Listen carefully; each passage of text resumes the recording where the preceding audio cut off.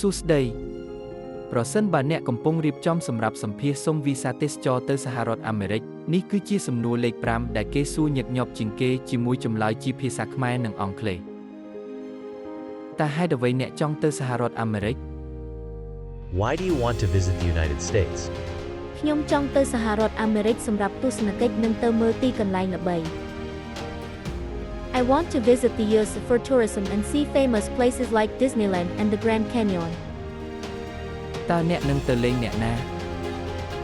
Who will you visit in the US? ខ្ញុំនឹងទៅសួរសុខទុក្ខប្អូនប្រុសដែលរស់នៅ Long Beach, California.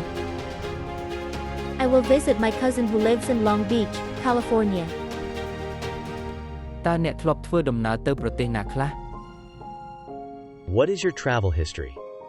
ខ្ញុំធ្លាប់ទៅប្រទេសថៃនិងសិង្ហបុរីនេះជាលើកដំបូងដែលខ្ញុំដាក់ពាក្យសុំវីសាអាមេរិក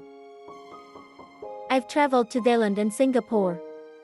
This is my first time applying for a US visa. តើនរណាជាអ្នកបង់ថ្លៃដំណើរ Who will pay for your trip? ខ្ញុំជាអ្នកបង់ផ្ទាល់ខ្ញុំមានការងារស្ថាពរនិងប្រាក់សន្សំគ្រប់គ្រាន់ I will pay for the trip myself. I have a stable job and enough savings. តើអ្នកមានអាជីពអ្វី What do you do for a living? ខ្ញុំធ្វើការជាអ្នកគ្រប់គ្រងផ្នែកលក់នៅក្រុមហ៊ុនមួយក្នុងរាជធានីភ្នំពេញ I work as a sales manager at a company in Phnom Penh. រៀបចំចម្លើយឲ្យបានច្បាស់និងស្មោះត្រង់